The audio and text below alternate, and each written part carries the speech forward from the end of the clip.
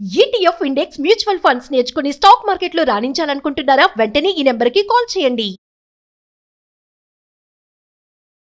मेरा बेटी का ब्लड आ रहा है, नीचे से ब्लड आ रहा, प्यार चाहिए दे दो। क्यों नहीं कर सकता? क्यों नहीं कर सकता?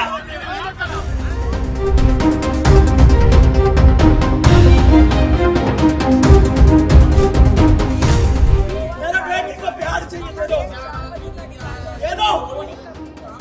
प्यार चाहिए दे दो, दे दो प्यार। హాయ్ హలో నమస్తే, welcome back to Suman TV. Present మనతో పాటు ఉన్నారు పబ్లిక్ స్పీకర్ రజనీ రామ గారు. నమస్తే మ్యామ్. నమస్తే నవీన మేడం, గత 2-3 రోజులుగా ఇండిగో ఎయిర్లైన్స్ న్యూస్ మీరు వినే ఉంటారు, ఫాలో అవుతూ ఉంటారు. ఆల్రెడీ చాలా ఇష్యూస్ అనమాట. ఇప్పుడు ఒక బస్సు క్యాన్సిల్ అయినా, ట్రైన్ క్యాన్సిల్ అయితే ఎలాంటి ఇబ్బందులు పడతారో, ఇప్పుడు ఫ్లైట్ అంటే ఎయిర్పోర్ట్లో కూడా అదే సన్నివేశం మనం చూడొచ్చు.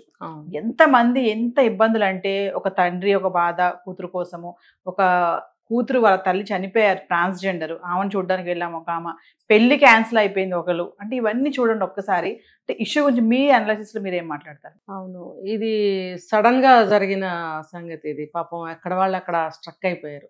లోకల్ వాళ్ళంటే పర్వాలేదు, కానీ వేరే ఎక్కడెక్కడి నుంచో వాళ్ళు బ్రేక్ జర్నీస్ చేసుకుంటూ వెళ్ళే వాళ్ళకి ఇంకా చాలా ప్రాబ్లం వస్తుంది. ఇది ఇప్పుడు చూసుకుంటే మీరు అన్నట్టు పెళ్లికి వెళ్ళవలసిన వాళ్ళు కొంతమంది రిసెప్షన్ జూమ్ లో చేసుకున్నారని, అక్కడి నుంచి వాళ్ళు జూమ్ లో వచ్చారు, ఇక్కడ వీళ్ళంతా సెటప్ అంతా చేసుకున్నారు. మళ్ళీ జూమ్ లోనే రిసెప్షన్ ఇచ్చుకున్నారంట. దారుణం అనమాట. ఎంత ఆర్టిఫిషియల్ అయిపోతుందంటే, ఇప్పుడు వచ్చిన గెస్టులందరినీ వెనక్కి పంపలేరు, వాళ్ళని అప్సెట్ చేయలేరు. వీళ్ళు ఇక్కడ వీళ్ళ బాధని అణుచుకుంటూ వచ్చిన వాళ్ళ కోసం, వాళ్ళకి సంతోషాన్ని ఇవ్వటం కోసం, వీళ్ళ సంతోషాన్ని అంటే వీళ్ళ బాధని దాచిపెట్టుకుని వాళ్ళకి సంతోషాన్ని ఇవ్వటం కోసం ఇక్కడ నుంచి వాళ్ళకి రిసెప్షన్ ఇవ్వడము. ఇంకా ఒక అమ్మాయి అయితే అసలు డేట్లో ఉంది, ప్యాడ్స్ లేవని బాధపడి తండ్రి అడిగితే, ఎయిర్పోర్ట్ వాళ్ళది పూచి కాదు, మేము సప్లై చేయము. ఒకవేళ కొనుక్కోవాలంటే ఏమైనా సప్లై ఉంటుందేమో, కానీ యాక్చువల్గా ఏంటంటే మనం పాత మూవీస్లో కూడా చూసాం, ఇట్లా కనుక ఫ్లైట్స్ సడన్గా ఏదైనా డిస్టర్బెన్స్ వస్తే వాళ్ళకి రూమ్స్ అలాట్ చేయడము, ఫెసిలిటీస్ ఇవ్వడము అన్నీ కూడా చూపించేవాళ్ళు. వా ఇలా ఉంటుందా అని అనుకునేవాళ్ళం. మరి అదంతా ఎటుపోయింది అంటే, ఆ యొక్క అభిప్రాయాలు జనానికి ఏమైపోతాయి? అభిప్రాయం సంగతి పక్కన పెడితే అసలు అదంతా అబద్ధం అయితే వాళ్ళు అలా చూపించరు కదా మూవీస్లో. అంటే మేబీ ఆ రోజుల్లో అట్లా ఫెసిలిటీ ఇచ్చేవారేమో, ఇప్పుడు ఇవ్వటం లేదేమో. అంటే దానికి మన అర్థమవుతుంది బిజినెస్ ఏ రేంజ్లో వాళ్ళు చేసుకుంటున్నారు. అంటే వాళ్ళకి కావాల్సింది ఓన్లీ బిజినెస్ అంతే. ఈ ప్యాసింజర్స్ ఏమైపోయినా అనవసరం. ఇప్పుడు లోయర్ వాళ్ళు, మిడిల్ క్లాస్ వాళ్ళు ఇందులో జర్నీస్ చెయ్యరు. అందరూ అప్పర్ మిడిల్ క్లాస్ వాళ్ళు, హయ్యర్ వాళ్ళు ఎక్కువగా జర్నీస్ చేస్తూ ఉంటారు.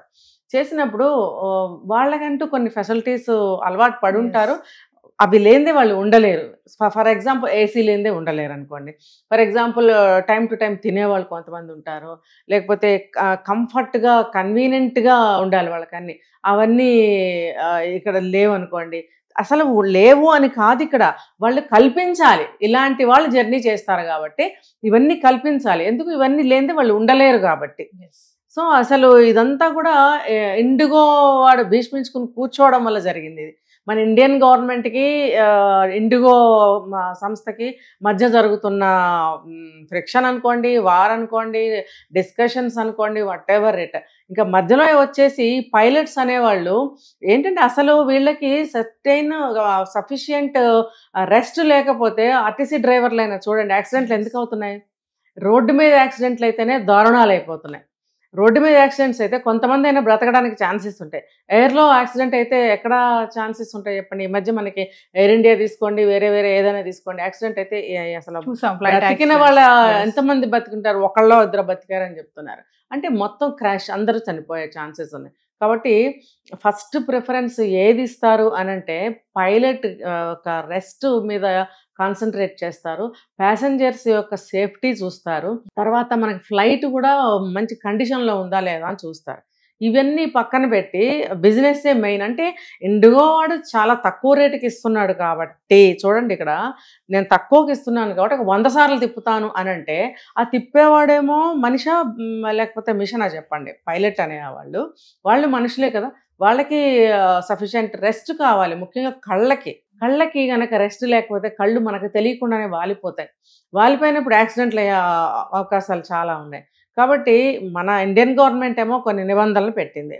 ఇగో ఈ నిబంధనలకు లోబడి మీరు నడపండి. అది రిక్వెస్టే అనుకోవచ్చు, ఇది ఆర్డర్ అనుకోవచ్చు, ఎలా అయినా కానీ. ఎందుకంటే ఎవరి కోసం చెప్తున్నారు, ఇక్కడ ప్యాసింజర్స్ ఎన్నో వందల మంది ప్యాసింజర్స్ ఒక ఫ్లైట్లో ఉంటారు, ప్లస్ పైలట్స్, వీళ్ళని దృష్టిలో పెట్టుకుని వీళ్ళు నిబంధనలు పెట్టినప్పుడు వాళ్ళు చేస్తే చేయమని లేకపోతే మానేయండి అన్నట్టుగా వాళ్ళు. అంటే 20 yearsలో ఇలా ఎప్పుడు కూడా జరగలేదంట మేడం. అంటే ఎయిర్పోర్ట్లో జనాలు అలా స్ట్రక్ అయిపోవడం, అలా ఇరుక్కుపోవడం, సరే ఇదంతా పక్కన పెడితే వాళ్ళు కొన్ని స్టాండ్ బైగా ఆల్టర్నేట్గా వేరే చూసుకుందాం అనుకుంటే ఇది అక్కడ టికెట్ ఛార్జెస్ పెంచేశారు. ఇది బిగ్గెస్ట్ ఎయిర్ కాబట్టి ఇది, ఐ మీన్ ఇండిగో మన ఉన్న అన్నిటిలోకి కూడా బిగ్గెస్ట్ సంస్థ ఇండిగో అనేది. సో అది కొన్ని వేల సంఖ్యలో ఫ్లైట్స్ నడుపుతుంది. వాళ్ళకి యాక్చువల్గా వచ్చే నష్టాలు కూడా ఏమీ ఉండవు, కానీ వ్యాపారం అన్న తర్వాత, సంపాదన అన్న తర్వాత అందరికంటే మనం టాప్లో ఉండాలి అన్న అభిప్రాయంతోనే వాళ్ళు ఎక్కడ తగ్గరు.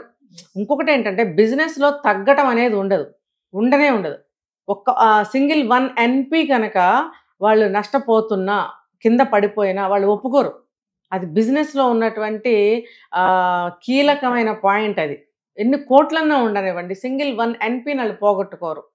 ఫర్ ఎగ్జాంపుల్ మన ఎందుకు ఇప్పుడు టమాటాస్ బాగా కాసేస్తున్నాయి లారీల కొద్దీ. ఇప్పుడు రైతులు బాగా పండిస్తున్నప్పుడు వీళ్ళు ఏం చేస్తారు, విపరీతంగా కొనుక్కొచ్చేసి అమ్మాలని చూస్తారు. ఆ లాభాలు రావు, రైతుకు అసలు రావు, వీళ్ళు కొనుక్కొచ్చిన వాళ్ళకి అట్టే రావు. ఎంతవరకు అమ్మాలో అంతవరకు అమ్మేసి రోడ్డు మీద పక్కన వదిలేసి వెళ్తారు. ఏంటంటే వీళ్ళకి ఎవరైతే కొనుక్కొని తీసుకొస్తారో మీడియేటర్స్ అమ్ముకుంటారో వాళ్ళకి రావాల్సినంత లాభం వచ్చేసిన తర్వాత ఇక చాలను వదిలేస్తారు. అంతేకాని ఇవి పాడైపోతాయి మరింత తగ్గించి అమ్ముదాము, మనకి సేల్ అవుతాయి అని అనుకోరు. ఎందుకు, నాకు సేల్ అవ్వాల్సిన అవసరం లేదు, నేను ఎంత డబ్బు పెట్టి అయితే నేను కొంటాను అక్కడ అంత డబ్బు నాకు వచ్చేసింది, మిగతా టమాటాస్ పాడైతే నాకేంటి. ఈ కింద నుంచి పైకి తీసుకుంటే ఏ బిజినెస్లోనైనా సరే, ఎటువంటి బిజినెస్ అయినా సరే ఇదే సూత్రం అనమాట. సో ఇండిగో వాడు కూడా ఎందుకు తగ్గుతాడు, వాడు మొనాపలి వాడు. అసలే నేను ఏకైక వ్యక్తిని, నేను చేస్తున్నాను ఇది, దీన్ని నన్ను కొట్టేవాడు లేడన్న ధీమా వాడు ఉంటాడు. అయితే ఇక్కడ పైలట్స్ కూడా ఇప్పుడు ఒక రకంగా వీళ్ళు పిటిషన్ పెట్టారు, నెక్స్ట్ వీళ్ళు స్ట్రైకులు చేయొచ్చు, మేము అసలు డ్యూటీస్ చేయమని కూడా అనొచ్చు, కానీ నాకేం డిఫరెన్స్ ఉండదని వాడు అంటున్నాడు. మధ్యలో నలిగిపోతున్నది ఎవరంటే ఈ ప్యాసింజర్స్. ఎక్కడెక్కడ చూడండి, తల్లిపోతే చూడడానికి గబగబా వెళ్ళడానికి అవకాశం లేదు. డేట్లో ఉన్న పిల్లలకి ఇబ్బంది, పిల్లలేంటి పెద్దవాళ్ళంటే ఇబ్బంది. అయితే ఏంటంటే ఇన్ని ఇబ్బందులు మనకి ఏ ప్రయాణంలోనైనా సరే చూడండి, మనం 2 జతలు బట్టలు ఎక్కువ పెట్టుకెళ్తాం. ఎందుకు, ఒకవేళ అనుకోకుండా ఒక రోజు కనుక మనం ఉండాల్సి వస్తే బట్టలు కావాలి. అయితే ఇలా బిజినెస్లు అనేవి, ఫ్లైట్స్ అనేవి, బస్సులు అనేవి, ట్రైన్స్ అనేవి వాళ్ళ సమస్యలతో అలా ఉంటాయి అని మనం కూడా దాన్ని రిసీవ్ చేసుకోవాలి. ఆ సమస్యని మన ప్రయత్నాలు అంటే మన సౌకర్యాలు, మన ఫెసిలిటీస్ మనం చేసుకుని వెళ్ళాలి. ఫర్ ఎగ్జాంపుల్ ఆ పాప ప్యాడ్స్ లేక చాలా ఇబ్బంది పడింది. అలా టైం అనుకోండి, ఒకవేళ టైం కాకపోయినా ఒక 2-3 days బిఫోరే రావచ్చు డేటు. అందుకని ఏం చేయాలంటే మన జాగ్రత్తలో మనం కొన్ని వస్తువులు మనం క్యారీ చేసుకోవడం అనేది చాలా ఇంపార్టెంట్. అంటే మామూలుగా మనం అనుకుంటాం కదా మేడం, ఇప్పుడు బట్ ట్రైన్లో వెళ్తే ఏదో ట్రైన్ క్యాన్సిల్ అవుతుంది, బస్ ఎక్కితే ఆ బస్సు ఏదో ప్రాబ్లం అవుతుంది, చక్కగా ఫ్లైట్ అనుకో ఈజీగా తొందరగా వెళ్ళిపోతాం, టైం సేవింగ్ అని ఆలోచిస్తారు చాలా మంది. ఇప్పుడు ఈ ఇన్సిడెంట్ చూస్తే ఎలా అనిపిస్తుంది అంటే ఫ్లైట్ కూడా ఇలాంటి సమస్యలు వస్తాయి.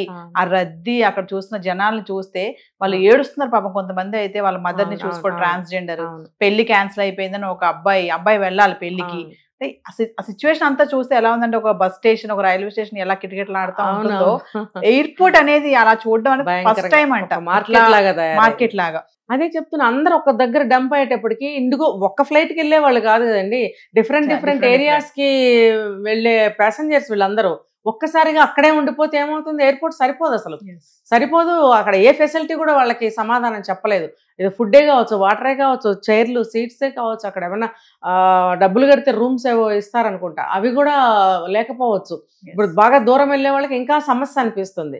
ఈ మనసులో బాధే దాచుకోవాలా, ఈ సమస్యలనే ఎదుర్కోవాలా? మినిమం ఫెసిలిటీస్ కూడా ఇవ్వలేకపోతున్నారు అంటే, ఒక ప్యాడ్ ఇవ్వలేకపోయారు అంటే ఆ ఫాదర్ ఎంత రిక్వెస్ట్ కమాండ్ అడుగుతున్నాడు పాపం, మా అమ్మాయికి బ్లీడింగ్ అవుతుంది, నాకు ప్యాడ్ ఇవ్వండి అంటే, మా దగ్గర ఫెసిలిటీస్ లేవండి అని చెప్పేస్తున్నారు. వాళ్ళ రూల్స్ అవి వాళ్ళ రూల్స్. మేము షాప్ ఉంది, అక్కడ అవైలబిలిటీ ఉందని డబ్బులు పెట్టి కొనుక్కోండి. ఇప్పుడు ఆ షాపు ఎయిర్పోర్ట్ అంటే ఇంత చిన్నదేమి ఉండదు, ఈ మూల నుంచి 1 మైల్ దూరం ఉంటుంది, నడిచేటప్పటికి అయిపోతుంది. సో అంత దూరం వెళ్ళలేక ఏర్పాటు చేయమని అడిగి ఉంటాడు ఆయన. Yes. దానికి వచ్చిన సమాధానం. అందుకని నేనేం చెప్తున్నానంటే మన రిక్వైర్మెంట్స్ ఏమైనా ఎమర్జెన్సీ రిక్వైర్మెంట్స్ ఏమైనా ఉంటే మనం క్యారీ చేసుకోవడం అనేది అంటే ఇది ప్రికాషనరీగా నేను చెప్తున్నాను. Yes. ఇప్పుడు బస్సే కాదు, ఆటోయే కాదు, ట్రైనే కాదు, ఫ్లైటే కాదు, అన్నీ ఇలాగ అవుతున్నప్పుడు మనం మనిషి ఎలా మారాలి, మనం అడ్వాన్స్గా ఉండాలి. ఏ కాలానికి ఆ ఆలోచన చేయగలిగే మెంటాలిటీని మనం అలవాటు చేసుకోగలిగితేనే మనం ఎక్కడ కూడా టెన్షన్ స్ట్రెయిన్ తీసుకోలేకుండా ఉంటాం. అంటే తీసుకోకుండా మనం ప్రశాంతంగా ఉండగలుగుతాం. మన యొక్క జాగ్రత్తలో మనం కూడా ఉండాలి. మన వస్తువులు మనం క్యారీ చేసుకెళ్ళాలి. ఎవరిస్తారండి? ఒక 10 రూపాయలు చిల్లర లేదంటే ఎవరిని ఇస్తారా? అసలు ఇవ్వరు. అలాంటిది ప్యాడ్స్, ఇది ఊహించని సహాయం. ఇది ఎవరి దగ్గర ఉంటే ఉండకపోతాయి. అందుకని మనకి అవసరం ఉన్నా లేకపోయినా కొన్ని మనం క్యారీ చేసుకోవటం అనేది ఎంతో ఇంపార్టెంట్. తర్వాత ఎయిర్పోర్ట్ వాళ్ళు కొన్ని ఫెసిలిటీస్ చేసి తీరాలి. ఇప్పుడు ప్యాసింజర్స్ ఆ పైన ఎక్కేసి మరి ఎంత గొడవ చేస్తున్నారో చూడండి. Yes. అంత గొడవ ఇప్పుడు జరిగింది కాబట్టి ఎయిర్పోర్ట్ వాళ్ళకు కూడా కొంత రియలైజేషన్ రావాలి. మా తరఫు నుంచి ఫస్ట్ ఎయిడ్స్గా ఏమన్నా కొంచెం చెయ్యాలి అనేది వాళ్ళకు ఉండాలి. నేను కూడా చూస్తుంటాను ఎయిర్పోర్ట్స్లో ఎక్కడ కూడా ఫ్రీ సర్వీస్ అని చెప్పి ఏది ఉండదు. ఏదైనా సరే మనం డబ్బులు తీయాల్సిందే. 10 రూపాయల ప్లేస్లో 150 రూపీస్ తీయాల్సిందే. అలా ఉన్నప్పుడు వాడు ఫ్రీగా ప్యాడ్స్ ఎందుకు ఇస్తాడు? ఇప్పుడు ఒక వ్యాపారం చేసేటప్పుడు మానవత్వం అనేది ఉండకూడదు వాళ్ళకి. అది ఉందంటే వాడు పెట్టిన ₹1 కోటి పెట్టుబడి జీరో అయిపోయి చెట్టు కింద కూర్చోవాలి. అంటే ఇప్పుడు సన్నివేశం చూసి మీరు అన్నారు చూస్తారా, మానవత్వం అనేది లేదు అనేది ఉండదు అక్కడ, అదే కనబడుతుంది. అంతే, మానవత్వం ఉండదు. తీసుకున్నారా, మీరు ఎక్కారా, దించాం, అంతవరకే, మిగతా మాకు సంబంధం లేదు. మళ్ళీ ఆ జర్నీ సమయంలో మాత్రం ఎంత స్వీట్ గా మాట్లాడతారు. మళ్ళీ వాళ్ళ సర్వీసెస్ బాగున్నాయని మనం అక్కడ రాయాలి. ఇంటర్నేషనల్ ట్రావెలింగ్ లో అయితే రాయిస్తారు. ఇంకా 2 అవర్స్లో 3 అవర్స్లో మనం దిగిపోతాం అనగా ఒక ఫామ్ తీసుకొచ్చి ఫిలప్ చేయిస్తారు మనతో. చాలా ఎంత స్వీట్గా మాట్లాడతారు. అబ్బా మీ సర్వీస్ బాగుంది, మీ ఏర్పాట్లు బాగున్నాయి అన్నీ చెప్పాలి మనం అక్కడ. మనం ఏంటి మొహమాటం కోసం రాస్తాం అనమాట. అప్పుడు మాత్రం బాగుంటారు. ఇప్పుడు ఇలాంటప్పుడు ఏదేమైనా మేడం, ఒక బస్ జర్నీ, ట్రైన్ జర్నీ లాగానే ముందు మనం ఈ ఫ్లైట్ కూడా మాట్లాడుకునే సన్నివేశాలు వచ్చేసాయని అనుకోవచ్చు అంటారు. అంటే ఇంకొకటి చివరిలో నేను చెప్తాను. అవసరం ఉన్నా లేకపోయినా ఇక్కడి నుంచి బెంగళూరు వెళ్ళాలనుకోండి, డబ్బులు ఉన్నాయి కదా అని చెప్పి ఫ్లైట్ ఎక్కేస్తున్నారు. If it is very emergency అన్నప్పుడు మాత్రమే ఫ్లైట్కి వెళ్ళాలి, డబ్బులు ఉన్నా సరే. డబ్బులు లేని వాళ్ళు కూడా హైదరాబాద్ నుంచి బెంగళూరు వెళ్ళాలంటే ఆ పెద్ద స్టైల్గా, దర్జాగా, గొప్ప కోసం టికెట్ పెట్టుకొని వెళ్తున్నారు. ఇదంతా ఎలా అంటే అక్కడ క్రౌడ్ని తయారు చేస్తుంది. అన్నెసరీ అనమాట. నిజంగా ఎమర్జెన్సీ ఉన్న వాళ్ళకి టికెట్ దొరకపోవచ్చు. అక్కడ కూడా ఈ మధ్య ట్రైన్ లాగానే చాలా ఇబ్బందులు కలుగుతున్నాయి. Thank you ma'am.